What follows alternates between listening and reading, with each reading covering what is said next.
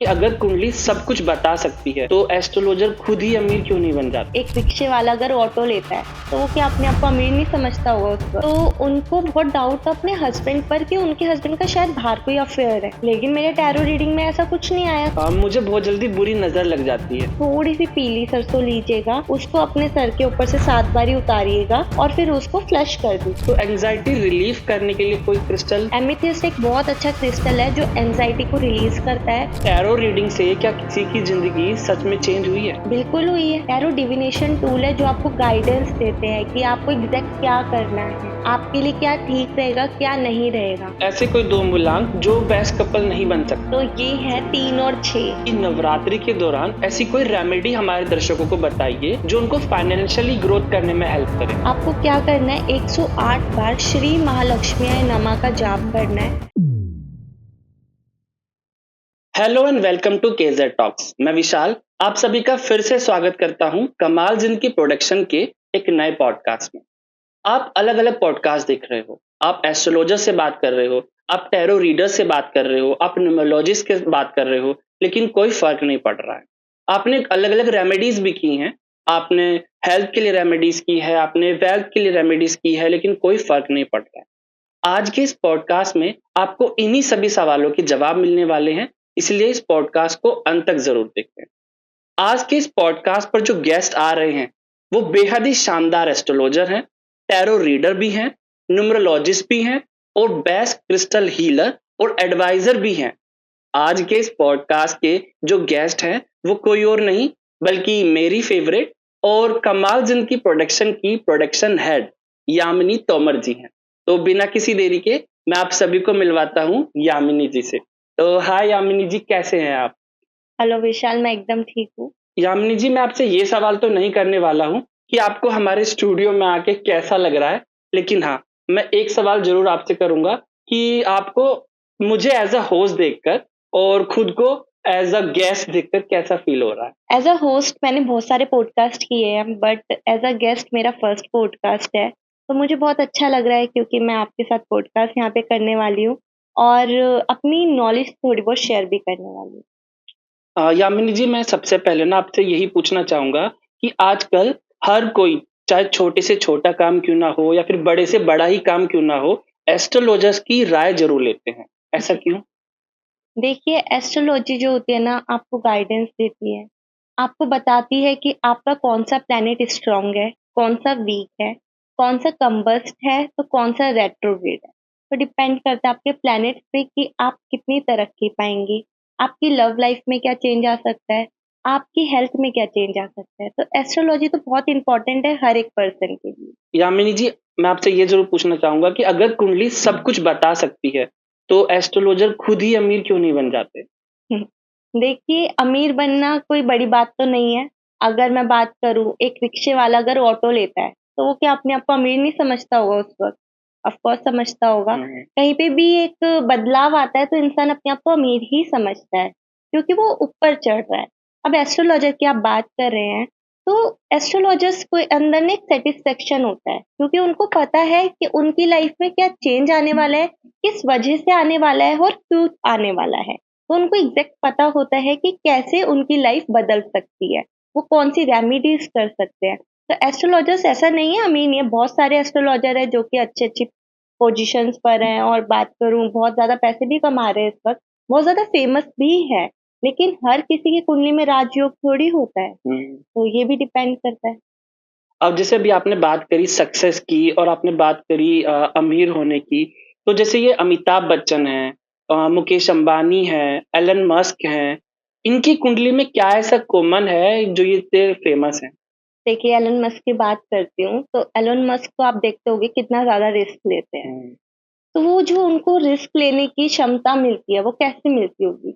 क्योंकि उनका मार्स यानी कि उनका मंगल बहुत ज़्यादा स्ट्रॉन्ग होगा। वो उनको वो कैपेबिलिटी देता है कि आप कहीं पे भी जाके रिस्क ले सकते हैं और वहाँ से निकल कर भी आते हैं वो। तो उनके अंदर फेम भी आपने देखा होगा कि एलन मस्क जो है वो फेम भी उनको बहुत मिला है। कैसे मिला? क्योंकि उनकी सन बहुत अच्छी पोज़ीशन पर होगा। तो सन और मार्स ने उनको एक अच्छी पोज़ीशन पे पहुँचाया, उनको इस काबिल बनाया कि वो कोई भी रिस्क ले सकते हैं। अब बात करते हैं अमिताभ बच्चन की। अमिताभ बच्चन की अगर देखा जाए उनका भी सन बहुत अच्छा होगा क्योंकि उनको भी बहुत फेम मिला है, ठीक है? अब उन्होंने बहुत ज़्यादा स्ट्रगल किए हैं तब भी वो बहुत अच्छी पोज़ीशन पर है तो ऑफ़ कोर्स उनका सैटर्न भी बहुत अच्छा होगा, क्योंकि कहीं न कहीं सैटर्न बहुत बड़ा रोल निभाता है। अब मैं बात करना चाहूँगी लास्ट जो कि आपने नाम लिया था अंबानी जी की, राइट? अंबानी जी ने बहुत ज़्यादा तरक्की की अपनी लाइफ़ में, इतना बिज़नेस किया है और हर कोई उनको जानता है। तो वो एक रिचेस्ट पर्सन है हमारे इंडिया में, तो इसलिए वो रिचेस्ट है, उनकी कुंडली में कोई राजयोग ज़रूर होगा जिसकी वजह से वो इतने रिच है। उनका सन भी बहुत अच्छा होगा। देखिए किसी को भी आगे बढ़ने के लिए, फ़ेम और नेम के लिए उनका सूर्य का होना बहुत इम्पोर्टेंट होता है। अगर सूर्य अच्छा होगा तो डेफ़िनेटली आपको वो सक्सेस मिलेगी जो आप पाना चाहते हैं। अभी जैसे हमने बात करी सक्सेस की, अब हम थोड़ा रिलेशनशिप पे भी आ जाते हैं। तो अगर मैं बात करूँ एक लड़की का मांगलिक होना बहुत बड़ी प्रॉब्लम माना जाता है। तो मतलब इसके पीछे का असली कारण क्या है? जो मंगल होता है ना, बहुत ज़्यादा ज़िद्दी बनाता है इंसान को और बहुत ज़्यादा गुस्सा भी देता है। अगर कोई लड़की गुस्सा ज़्यादा लेकर आएगी घर में या ज़िद्दी होगी, तो रिलेशनशिप चलने के चांसेस थोड़े कम हो जाते हैं। अगर मंगल 12वें, पहले, चौथे, 7वें या 8वें घर में है, तो वो इंसान मंगली है। अब लड़के भी मंगली होते हैं, लेकिन लड़की का ही बुरा क्यों माना जाता है? क्योंकि लड़की का गुस्सा हर कोई नहीं झेल सकता। अगर वो गुस्सैल होगी या फिर ज़िद्दी होगी तो ऑफ़ कोर्स उन लोगों के बीच में क्या है हाथापाई भी हो सकती है क्योंकि कोई लड़का उसका गुस्सा कब तक झेलेगा, है ना? तो ये थोड़ा-सा लॉजिकल रीज़न है कि मांगलिक के साथ नहीं करवाते हैं शादी। अगर मांगलिक लड़की है तो थोड़ा-सा इग्नोर करते हैं। बट कुछ शादियाँ ऐसी है कि की भी है लोगों ने और उन्होंने अपना मंगल दोष कम किया है, जिससे कि उनकी शादी सही चल रही है। लेकिन अगर कोई मांगलिक से ही शादी करता है, तो वहाँ पे मंगल दोष कट हो जाता है, तो वहाँ पे शादी हो जाती अभी जैसे आपने बात करी शादी की, तो अगर शादी जो है वो अगर बिना कुंडली मिलाए अगर कर लेते हैं तो क्या होता है? है। देखिए, बिना कुंडली मिलाए कोई भी शादी टूटती नहीं है, ऐसा नहीं है। अगर कोई ग्रह सपोर्ट कर रहा है कि शादी टूटने पर या डाइवोर्स होने पर, तो हो सकता है, लेकिन अगर आप कुंडली नहीं मिलाते हो, तो आपको कंपैटिबिलिटी नहीं पता चलेगी एक-दूसरे की, है ना? अगर आप कंपैटिबिलिटी नहीं पता कर पाओगे कि आप दोनों एक-दूसरे को लेके कितना समझ सकते हो, तो फिर आप कैसे शादी में आगे बढ़ सकते हो? अब लोग कहते हैं कि वाइब्स मैच होनी चाहिए, है ना? आप एक-दूसरे के साथ रह कर के कंपैटिबिलिटी देख लोगे। कब तक देखोगे? माना चलो 5 साल, 6 साल पर पूरी ज़िंदगी का सवाल होता है शादी। तो एक कुंडली मैच कराने से थोड़े से कन्फ्यूज़न भी दूर हो जाएँगे, तो कोई दिक्कत वाली बात नहीं है। कुंडली मैच कराना इसलिए इम्पोर्टेंट है क्योंकि आप एक-दूसरे को और अच्छे से समझ सकते हो और आपको थोड़ी-सी क्लैरिटी मिल जाती है कि हाँ, हम दोनों एक-दूसरे के लिए अच्छे हैं। जैसे कि अभी नवरात्रि भी आ रहे हैं, तो मेरा सवाल एक ये भी है कि नवरात्रि के दौरान ऐसा क्या काम है जो इंसान को भूल कर भी नहीं करना चाहिए, वो एक पाप कहलाएगा? देखिए, पाप तो कुछ नहीं होता, अपने मन की बात होती है सारी। अगर नवरात्रि आ रहे हैं, तो आप अपने मन को शुद्ध रखिए, सात्विक भोजन खाइए, ठीक है? अगर आपको सात्विक भोजन नहीं समझ आता है, तो कोई बात नहीं, आप जैसा करना चाहें वैसे कर सकते हैं, बट अपने मन को शुद्ध करना बहुत ज़्यादा ज़रूरी है। बट मेन तो वही होता है कि आपको सात्विक भोजन करना चाहिए, शराब को, मांस को और लहसुन और प्याज को छोड़ देना चाहिए उन 9 दिनों के लिए। देवी का पाठ करना चाहिए, अर्गला स्त्रोत करें घर में, इससे नेगेटिविटी दूर होती है, जो भी ब्लॉकेजेस है वो सब हटते हैं। यामिनी जी, नवरात्रि के दौरान हर माता का एक अलग रंग होता है, तो रंगों के पीछे ऐसी क्या वजह है? थोड़ा हमारे दर्शकों को बताइए। देखिए हर रंग अलग-अलग चीज़ का प्रतीक होता है, आपको अलग-अलग तरीके की शक्ति मिलती है। जिस माता का जिस दिन है, अगर आप उसी रंग का कपड़ा पहनते हैं, तो आपको उसी प्रकार की शक्ति मिलती है। आप उतना ही एनर्जेटिक फ़ील करते हैं, आप उस एनर्जी के साथ कनेक्ट होते हैं, तो ये महत्व है। ठीक है। और सबसे मेन कि माता रानी की आप पूजा कर रहे हैं और उन्हीं का रंग पहनकर पूजा कर रहे हैं, तो वो भी खुश होती हैं, तो आपको जल्दी फल भी मिलता है। एक चीज़ और मैं आपसे जानना चाहता हूँ कि नवरात्रि के दौरान ऐसी कोई रेमेडी हमारे दर्शकों को बताइए, जो उनको फाइनेंशियली ग्रोथ करने में हेल्प करे? देखिए, एक बहुत अच्छी रेमेडी मैं आपको बताने जा रही हूँ, जिसमें आप बहुत ईज़िली अपने फाइनेंसिस ब्लॉकेजेस को हटा सकते हैं। आपको क्या करना है, 108 बार श्री महालक्ष्मीयाय नमः का जाप करना है। साथ ही में आपको जिस दिन आप चौकी लगाते हैं ना, नवरात्रि वाले दिन, उस दिन आप 5 गोमती चक्र माँ दुर्गा के आगे रख दीजिएगा। आखिरी दिन आपको क्या करना है जब 9वाँ दिन आएगा, उस या तो अष्टमी वाले दिन या फिर नवमी वाले दिन, आप थोड़े से लड्डू लीजिएगा, बेसन के लड्डू लीजिएगा, माँ दुर्गा को लगाइएगा और उसको दान भी कीजिएगा। अब वो जो 5 गोमती चक्र आपने रखे थे ना पहले दिन, उसको जिस दिन आप चौकी हटाएँगे, उस दिन उन 5 गोमती चक्र को अपने पास रखिएगा और अपने वॉलेट में रखिएगा। फिर आप देखिएगा आपके जो फाइनेंसेस की जो ब्लॉकेज है, वो खत्म हो जाएगी। न्यूमरोलॉजी से रिलेटेड भी मेरा एक सवाल है कि मूलांक 1 में से क्या खास है? देखिए मूलांक 1 जो होता है बहुत ज़्यादा एम्बिशियस नंबर है, जिसका भी डेट ऑफ बर्थ 1, 10, 19, 28 है, उनका मूलांक 1 हुआ। देखिए मूलांक 1 वाले जो होते हैं बहुत ज़्यादा सेल्फ कॉन्फिडेंट होते हैं, इंडिपेंडेंट होते हैं और बहुत ज़्यादा एम्बिशियस होते हैं। वो कभी भी पीछे मुड़कर नहीं देखते हैं। आप देखेंगे बहुत सारी पर्सनैलिटीज़ है जो कि 1 नंबर है जिनका मूलांक, वो बहुत ज़्यादा आगे बढ़ रहे हैं। आगे भी बढ़ते हैं और निडर होकर आगे बढ़ते हैं, ठीक है? तो मूलांक 1 वालों के अंदर बहुत ज़्यादा काबिलियत होती है, लेकिन कुछ नेगेटिव पॉइंट्स हैं जैसे कि बहुत ज़्यादा ज़िद्दी होते हैं, बहुत ज़्यादा गुस्सैल होते हैं और अपनी बात के आगे वो किसी और की सुनते ही नहीं। तो मूलांक 1 की एक खासियत। न्यूमरोलॉजी के अकॉर्डिंग ऐसे कोई 2 मूलांक वाले कपल बताइए जो बेस्ट कपल रहेंगे। देखिए 4 और 7 कंपैटिबल नंबर है एक-दूसरे के लिए। अगर किसी का मूलांक 4 है, तो वो किसी 7 मूलांक वाले के साथ कंफर्टेबल फ़ील करेगा या फिर कंपैटिबल फ़ील करेगा। क्योंकि 4 जो है राहु का नंबर है, 7 जो है केतु का नंबर है। 4 नंबर जो है वो दिमाग को रिप्रेज़ेंट करता है और 7 नंबर जो है वो बॉडी को रिप्रेज़ेंट करता है। तो दोनों मिलकर एक पूरी बॉडी बनता है, इसलिए कंपैटिबल नंबर है। आपने बेस्ट कपल के लिए तो बता दिया। एक सवाल ये भी है कि ऐसे कोई 2 मूलांक जो बेस्ट कपल नहीं बन सकते। जो एक-दूसरे के लिए अनफिट हो जैसे कि ओके, तो ये है सही 3 बात और 6। 3 और 6 एक ऐसे नंबर है एक-दूसरे के साथ अनफिट है क्योंकि आपने 36 का आंकड़ा तो ज़रूर सुना होगा। क्यों है? क्योंकि जो 3 नंबर है वो देवों के गुरु होते हैं और जो 6 नंबर है वो राक्षसों के गुरु होते हैं। तो आप खुद सोचिए कि ये दोनों एक-दूसरे के साथ कैसे रह सकते हैं। अगर 3 नंबर वाला बोलेगा कि मेरे को भक्ति करनी है, मुझे पूजा-पाठ करनी है, मुझे किसी से कुछ लेना-देना नहीं है, अरे ये क्या कर रहे हो? लेकिन 6 नंबर वाला क्या करता है कि मुझे ये भी चाहिए। वो आकर्षित होता है महँगी चीज़ों पे, लग्ज़री पे और 3 नंबर वाला उसे रोकता है। तो अब बताइए कैसे कंपैटिबल हो सकता है? तो 3 और 6 एक-दूसरे के साथ अनफिट है। यामिनी जी, आप एक सर्टिफाइड टैरो कार्ड रीडर हैं। तो टैरो रीडिंग से तो सवाल आपके लिए मेरे लिए बनता है। बिल्कुल। तो मैं ये आपसे पूछना चाहता हूँ कि टैरो रीडिंग से क्या किसी की ज़िंदगी सच में चेंज हुई है? बिल्कुल हुई है। देखिए, आप भी अपनी लाइफ़ को जी रहे हैं। बहुत सारी प्रॉब्लम्स आपने देखी होगी अपनी लाइफ़ में। जॉब में देखी होगी, हेल्थ में देखी होगी, फैमिली में भी देखी होगी। तो टैरो क्या करते हैं? टैरो डिविनेशन टूल है जो आपको गाइडेंस देते हैं कि आपको एग्ज़ैक्ट क्या करना है। आपके लिए क्या ठीक रहेगा, क्या नहीं रहेगा। कई बार आप कन्फ्यूज़ होते हैं येस और नो के क्वेश्चन में कि क्या मुझे यहाँ जाना चाहिए या नहीं जाना चाहिए? क्या मैं जॉब चेंज करूँ या नहीं करूँ? तो उसके लिए टैरो ही तो आपकी हेल्प करेगा। कैसे हेल्प करेगा? वो आपको गाइडेंस देगा। यामिनी जी, आप ना किसी एक टैरो कार्ड के बारे में मुझे थोड़ा बताइए। ठीक है, मैं आपको एक टैरो कार्ड के बारे में बताती हूँ। इस कार्ड का नाम है टावर कार्ड। जो टावर कार्ड होता है ना, जैसे ही वो रीडिंग में आता है तो लोग सोचते हैं अरे ये क्या है? मतलब डिस्ट्रक्शन का कार्ड है वो। हुँ। बट उसके लिए हम आपको क्या गाइड कर सकते हैं? हम आपको ये तो नहीं करेंगे कि आपका सब कुछ तबाह होने वाला है या सब कुछ डिस्ट्रक्ट होने वाला है। बिल्कुल नहीं कर सकती ना, मैं एक हीलर हूँ, मैं आपको कैसे डरा सकती हूँ? तो मैं आपको क्या बोलूँगी कि आपको अपनी चीज़ों को इनिशियल लेवल से चेक करना है, क्या आपने सब कुछ ठीक किया था? अगर नहीं किया था, तो आप उसको रूट लेवल से ठीक करिए। ठीक है। मतलब आप अगर कोई बिल्डिंग की रूट ही ठीक नहीं होगी, तो वो बिल्डिंग तो गिर ही जाएगी ना।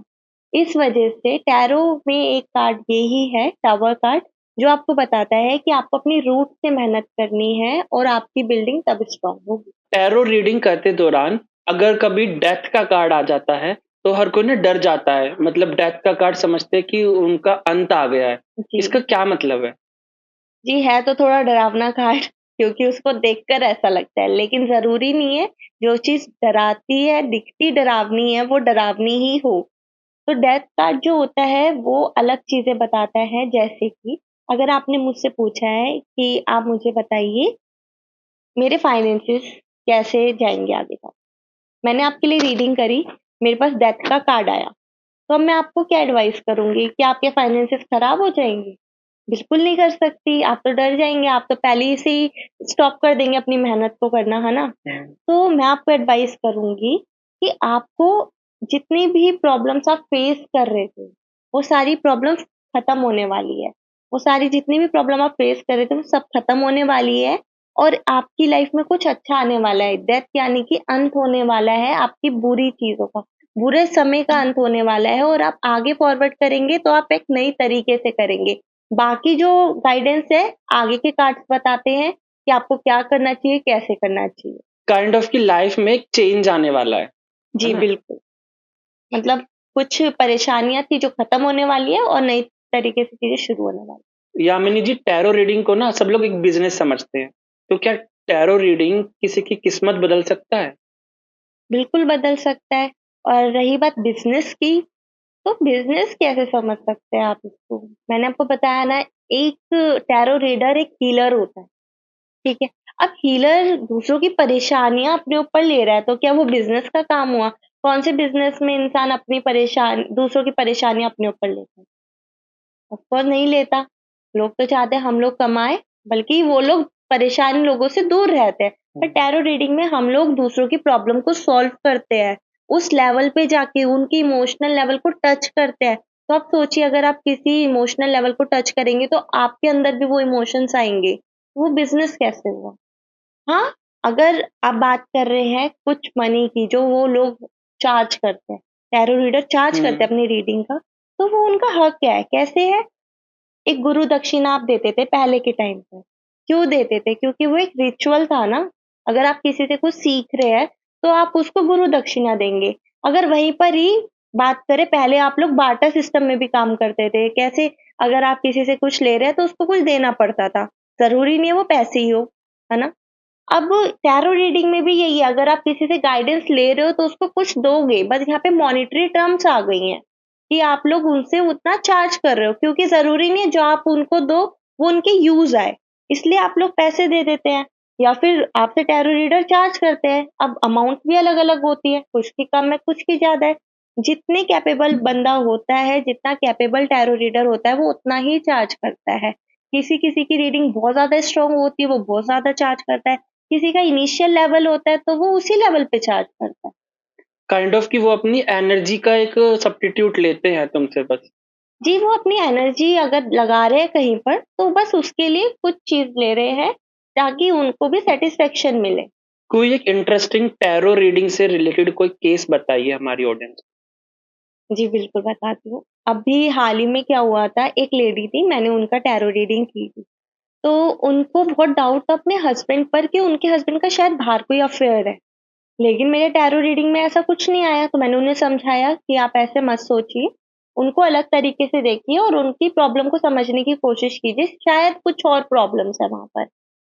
तो उन्होंने कुछ हद तक मेरी बात को समझा और उन्होंने उस हिसाब से अपने हस्बैंड से बात भी किया, पर उनके हस्बैंड ने कुछ नहीं बताया, वो फिर मेरे पास आई।